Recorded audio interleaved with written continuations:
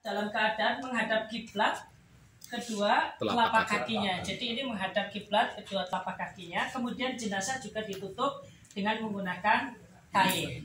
Ini kalau kainnya kalau bisa kain yang tipis yang bisa menembus air. Ya, kemudian sebisa mungkin untuk bagian aurat. Ini bagian aurat ini berarti dari pusar ke bawah itu kita tambahi kain lagi agar kulitnya itu tidak terlihat oleh orang yang memandikan. Ini semacam ini. Nah, setelah jenazah dalam keadaan siap, maka langkah yang pertama kita menyiram jenazah ini dengan air bersih. Air bersih, misalkan ini kita dimulai itu dari kepala. Dari kepala. Dan ketika menyiramkan, itu kalau bisa dari bawah ini. Dari bawah ini. Nanti kita dibantu, dibukakan ini ya. Kita mulai dari bawah ini. Pakai selang ya. Ini tutup dibuka ke semacam ini. Ya, biar kita yang mandikan tidak melihat, maka dari bawah sini. Kita dari bagian muka itu sampai kepada bagian dagu, ya, dari bagian dagu. Lalu kemudian setelah itu kita siram juga setelah ini ke bawah. Ya, jadi dari sini itu ke bawah semuanya, ya, dalam keadaan tertutup ya. Kita juga tidak melihat ini ya. Jadi, masih air bersih. Masih air bersih. Semuanya ini penyiraman air bersih dalam rangka untuk menghilangkan kotoran yang ada di tubuh si mayit dulu. Ya.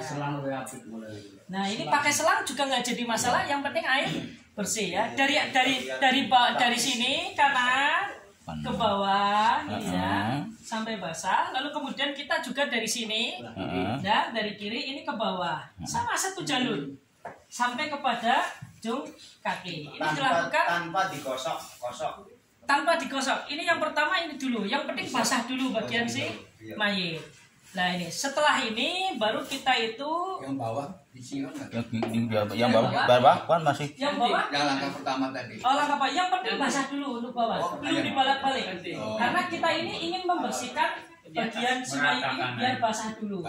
Karena nanti kan ada prosesi berikutnya, yaitu prosesi setelah disiram ini adalah prosesi di mana kita mengeluarkan kotoran si mayit. Nah, ketika kita ingin melakukan kotoran si mayit, maka si mayit kita angkat. Ini kalau kita buka ya, kalau kita buka maka kita angkat semacam ini. Ya. Maka ini bisa dipegang, ini bagian tangan semacam ini. Sebab ini mayit kan kepala pasti gelap-gelap ya. Maka ini kita pegang semacam ini. Ya. Yang pembantu nutup. Ya, ini tetap tertutup. Pembantu itu menutup. Nutupnya nutup sini. Ini menutup. Kita tangan kiri ini nanti kita balut dulu dengan menggunakan kain ya, sarung tangan. Lalu kemudian perut kita ini ya, tangan kita itu nanti mengusap perut dari atas sini dipelorok ke bawah biar isi perut itu keluar.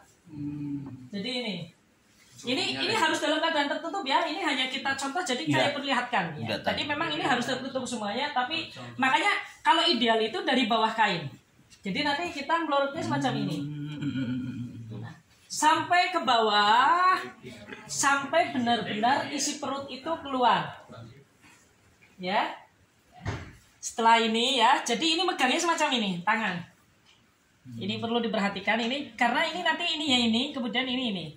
Nah, kalau misalkan tadi di bawah tanah, maka kita yang di belakang. Tapi berhubung kita itu ada meja, maka kita yang di sini. Ya. Sampai ke luar. Nah, setelah keluar kita kembalikan ke posisi semula. Ya, ini prosesi ini berarti sudah selesai. Baru kemudian prosesi istinja. Ya, tadi kan setelah dikeluarkan isinya otomatis ada kotoran yang ada. Maka kita istinjakan si mayit dengan menggunakan air bersih, yaitu disiram bagian ini. Ya, disiram bagian ini ya, bagian di mana tadi kita yaitu bagian kubul dan dubur. Bagian kemaluan dan bagian ya, ini tetap dalam keadaan tertutup sehingga kita menyiramnya dari bawah kain. Ya, dari bawah kain. Masih air mutlak ya. Masih air bersih. Perlu diangkat pada saat membersihkan apa itu yang ini tetap harus diangkat kita berusaha tapi belum dibalik ya, ini masih belum proses pemandian, artinya kita melakukannya itu masih secukupnya, masih prosesi pembersihan kotoran yang ada di dalam perut ini disiram sampai benar-benar kita merasa kalau ini adalah hari yang bersih. Ya, setelah diistinjakan selesai ya proses dan kita itu sudah yakin kalau itu sudah bersih, maka proses berikutnya adalah kita menghilangkan kotoran-kotoran yang ada di bawah kuku mayit. Ya, kita mulainya dari dari atas juga boleh, misalkan dari kuku tangan. Ini caranya dengan menggunakan apa? Ya, utama itu dengan menggunakan kain yang sudah kita balutkan di tangan kita. Tangan kiri tetap. Ya, kita tangan kiri ganti sarung tangan lagi yang lain karena tadi sarung tangan sudah untuk istinja kotor. Maka kita kuku-kuku yang di bawah mayit ini kita bersihkan semuanya. Ya, kita bersihkan semuanya sampai benar-benar bersih. Lalu kemudian kita setelah tangan selesai ini dimulai dari kanan ya. Kemudian ini baru kemudian kita ke kaki juga ini. Ini biasanya yang lebih parah. Makanya ketika kotoran yang ini itu banyak, maka bisa juga dibantu dengan air hangat itu juga jadi masalah. Untuk menghilangkan kotoran yang ada di kuku atau di bawah kuku dengan menggunakan kain atau menggunakan sikat yang halus. Kalau Untuk dipotong membantu. kukunya enggak. Anda boleh, itu makruh.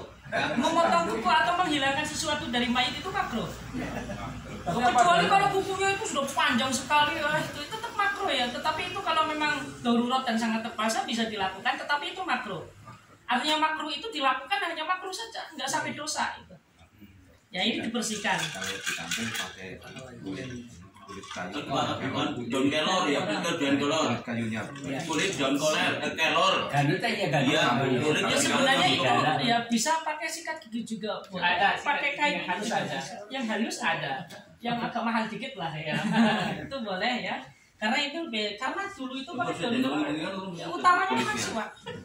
Setelah ini baru kemudian yang berpotensi itu menimbulkan kotoran-kotoran juga semua dibersihkan, termasuk di leher ini ya. Di leher itu kan biasanya ada lipetan-lipetan. Nah, ini juga kita bersihkan semuanya itu sampai benar-benar Yang bersih. diganggang pokoknya itu. Ya, ganggang itu, ketek juga itu. Kemudian di sempitan-sempitan ya. Perempatan juga itu penting. Kemudian telinga ini juga kita bersihkan semuanya. Setelah itu baru kita siram dengan menggunakan air bersih kembali ya kotoran-kotoran yang ada ini ya. Dalam prosesi ini kan nanti satu itu melakukan, nanti yang lain itu membantu melakukan penyiraman. Tetap ya penyiraman itu tetap kita lakukan dari bawah ini ya. Dari bawah kain. Nah, setelah prosesi ini baru adalah prosesi mewudukan si mayit. Prosesi mewudukan si mayit. Di sini ada dua pilihan, ya. Yang sempurna kita mewudukan si mayit dengan mengikut sertakan kesudahan yang ada di dalam prosesi berwudu. Itu yang utama. Makanya di awal dari siwak, lalu kemudian mencuci tangan, itu, lalu kemudian berkumur-kumur, lalu kemudian nanti dimulai dari membasuh muka juga, lalu kemudian mengusap sebagian tangan. Itu seperti prosesi orang itu wudhu seperti biasanya. Nah, maka ketika kita mengawali dengan cara siwak, kita menggunakan kain atau sarung tangan kembali yang baru kita masukkan di mulut dengan jari telunjuk kita. Ya, jari telunjuk kita sama ini tetap kita pegang agak sedikit diangkat, ini masuk, kemudian bagian kiri, lalu kemudian tengah. Sebagaimana kesunahan ketika kita itu siwakan.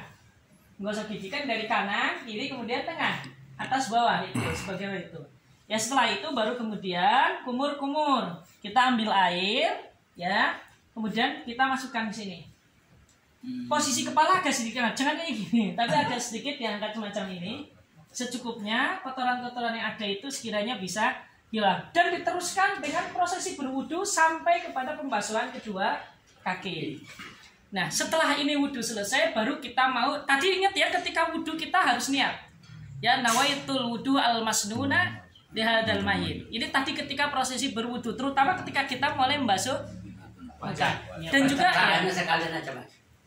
Ya, cara yang menghujuni mayit ya. Ya ini misalkan kita tadi sudah nyiwakan tadi sudah, kemudian istinsak sudah, maka ketika kita mulai membasuh muka kita itu juga ngambil air dengan tangan boleh, disiramkan juga boleh tangan, kemudian kita bilang nawaitul wudu al masnuna lihadal mayit. Dan seterusnya seperti prosesi wudu dilanjutkan sampai kemudian prosesi wudu, lalu kita itu nanti diakhiri dengan membasuh dua kaki. Ini dalam prosesi berwudu semacam itu. Nah ini mayit sudah mendapatkan kesunahan berwudu, maka sudah mulai proses mandian. Nah proses mandian kita mulai dengan air yang pertama yaitu air sabun. Ini kan sudah bersih mayit sebenarnya. Hanya saja kesunahannya belum maksimal di dalam prosesi pemandian. Kita ambil yang pertama air sider ataupun air sabun juga nggak apa-apa, tapi namanya air sider. Sama kita mulai. Di sini ya. Ya. Kelor. Ingat, kalau mayat dalam keadaan tertutup, maka kita membasuh sama. Dari bawah ini kemudian diawali dari kepala. Dari basah ya, maka kain ada yang megang, maka kita ini ya dari kepala ini ini ya sampai kepala, ini sudah kepala selesai. Setelah kepala selesai, ini bagian muka semuanya selesai, kita lalu dari tangan, dari ujung tangan, ini dari ujung tangan, kita juga dari bawah kain. Jadi dari ujung tangan ini berarti dari sini nanti ke sini. Maka kita mulainya dari sini ya, dari bawah, dari jari, kemudian ke atas, sampai kita itu 3 kali. 1, kemudian kita ngambil air kedua, kemudian ini tangan sini 3 kali sambil digosok-gosok seringan. Jadi kayak gini sambil digosok. Ya, sekiranya orang nyabuni secukupnya. Kemudian yang ketiga juga sama. Nah, setelah itu kita dari sisi bagian kanan masih tetap dengan air muzilah, kita dari atas sini terus bagian kanan mengalir sambil digosok-gosok pelan ya sampai ke kaki sini. Ini yang pertama. Kemudian diaduk dengan kedua kali sama dengan air tadi kita ambil, maka dari sini lagi turun ke bawah sambil digosok-gosok ya, di bawah ini sambil digosok. Dan diusahakan orang yang mandikan juga tidak melihat aurat ya. Ini hanya praktek saja, jadi kita buka lebar-lebar biar kita kelihatan. Tetapi pada dasarnya saya ulangi lagi, kita menyiramnya dari bawah kain, biar aurat itu tetap terjaga. Nah setelah kanan selesai 3 kali, kita pindah ke kiri. Maka kita sama dari ujung tangan ini, dari ujung jari sini kita ya ke atas sebanyak 3 kali. Sini ya, dari ujung ini ke sana sebanyak 3 kali. Baru kemudian sama kita dari sini ke bawah ya, dari sini ke bawah, dari sebelah kiri ke bawah sampai ujung kaki, sambil digosok-gosok itu ya tadi. Ketika prosesi penyiraman itu juga sambil digosok-gosok sebanyak 3 kali. Nah setelah ini baru kita ingin membasuh bagian belakang. Maka caranya gimana ya, kaki ini kita naikkan ya, ini kaki kanan dinaikkan ke sini untuk memutar nih. Kemudian nanti satu orang itu memegang bagian sini, ini, yang satu bagian ini, yang satu ini, kemudian dimiringkan. Tangannya tetap kita ini ya. Baru kemudian kita siram bagian belakang. Ya, tetap bagian belakang kita siram dari sini, kita siram ya. Dari bawah kain kita siram bagian belakang ke bawah sambil digosok-gosok juga. Sambil bersih itu digosok-gosok juga ya, sambil ini bagian belakang ya. 2, kemudian 1 lagi kita ambil air, masih tetap air sabun 3 kali. Nah sampai ini sambil digosok-gosok, lalu kemudian kita kembalikan ke posisi yang semula. Nah setelah kembali posisi semula, kita akan memiringkan ke sebelah sana. Maka gantian ya, kaki kiri kita naikkan di atas kaki kanan semacam ini ya, kemudian tangan kita keluarkan, tetap baru kita miringkan semacam ini. Maka 1 itu memegang bagian ini, 1 orang, kemudian 1 orang di bagian sini, ini kemudian 1 di bagian kaki. Kita lakukan hal yang serupa, kita nyiram dari bagian ini. Air sidir masih tetap air sidir. Ini sebanyak 3, 1 kemudian 2, kemudian kita ambil lagi 3. Maka ini kita kembalikan lagi ke posisi yang semula. Maka pemandian dengan menggunakan air sidri itu sudah selesai. Dan kita anggap tadi sambil menggosok-gosok dan ini sudah bersih. Tetap bersihkan sisa-sisa sabun yang ada di mayit itu dengan menggunakan air yang kedua, yaitu air muzilah. Sama prosesinya, sama persis. Kita mulai daripada muka, ujung tangan, sama prosesinya sama seperti tadi. Ya, kemudian membalikannya juga sama. Sama. Ini juga dilakukan sebanyak 3 kali. Seperti proses yang pertama.